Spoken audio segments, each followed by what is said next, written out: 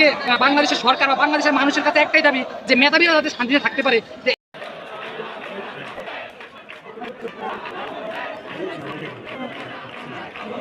আসসালামু আলাইকুম সম্মানিত দর্শক, এই মুহূর্তে আমি আছি জাহাঙ্গীরনগর বিশ্ববিদ্যালয়ের মূল ফটকে।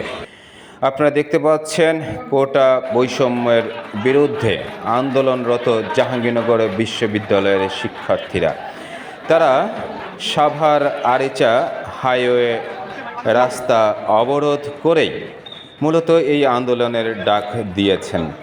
বেশ কয়েকদিন যাবৎ প্রতিদিনই চলছে এভাবেই হাইওয়ে রাস্তা দুই পাশেই অবরোধ করে তাদের কোটা বৈষম্যের বিরুদ্ধে আন্দোলন যাতে সফল হয় সেই বিষয়েই তারা মূলত এই আন্দোলনের ডাক দিয়েছেন।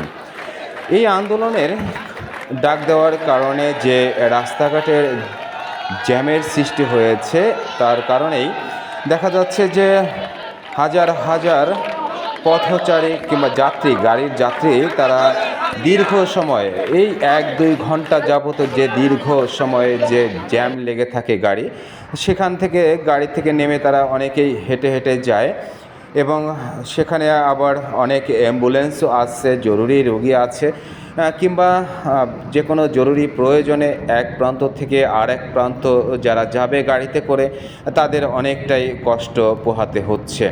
এমতো অবস্থায় প্রতিদিনের ন্যায় আজকেও শুরু হয়েছে এই কোটা বৈষম্যের বিরুদ্ধে ছাত্র আন্দোলন। তারা শিক্ষার্থীরা জাহাঙ্গীরনগর বিশ্ববিদ্যালয়ের যে শিক্ষার্থীরা আন্দোলনের ডাক দিয়েছেন, সেই ডাকে যে সাভার আরিচা যে হাইওয়ে রাস্তা অবরোধ করেছে, এই অবরোধের কারণেই রাস্তায় জ্যাম লেগে আছে বেশ কয়েক কিলোমিটার রাস্তা। আপনারা দেখতে পাচ্ছেন জাহাঙ্গীরনগর বিশ্ববিদ্যালয়ের ডেইরি ফার্ম মূল ফটকের সামনে থেকেই যে গাড়ি অবরোধ করা হয়েছে দু প্রান্তেই। এক প্রান্ত থেকে খালি রাস্তা দেখা যাচ্ছে, আর এক প্রান্তে সব গাড়ি জ্যাম হয়ে আছে, আটকা পড়ে আছে। এভাবেই ঘন্টার পর ঘন্টা চলে আন্দোলন।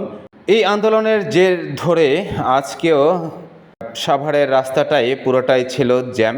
এদিকে সাভার মডেল থানা পুলিশ রাস্তায় নেমেছে যাতে করে এই আন্দোলনের কারণে কোনো প্রকার সহিংসতা কিংবা মারামারি গ্যাঞ্জাম যেন না হয়, অপ্রীতিকর ঘটনা যেন না ঘটতে পারে সেদিকে খেয়াল রেখেই সাভার মডেল থানা পুলিশ বিশেষ গুরুত্ব নিয়ে তারা অবস্থান করছে সাভার পাকিজার সামনে। সাভার বাস স্ট্যান্ডে যে পাকিজা স্ট্যান্ড আছে, সেই পাকিজা স্ট্যান্ডের এখানেই যারা জরুরি বিশেষে প্রয়োজন আছে তাদের সেই গাড়িগুলোকে ঘুরিয়ে দিচ্ছে অন্যত্র বিকল্প রাস্তা ব্যবহার করে, যাতে তারা নিকটস্থ সেই জায়গা তাদের গন্তব্যস্থলে পৌঁছাতে পারে।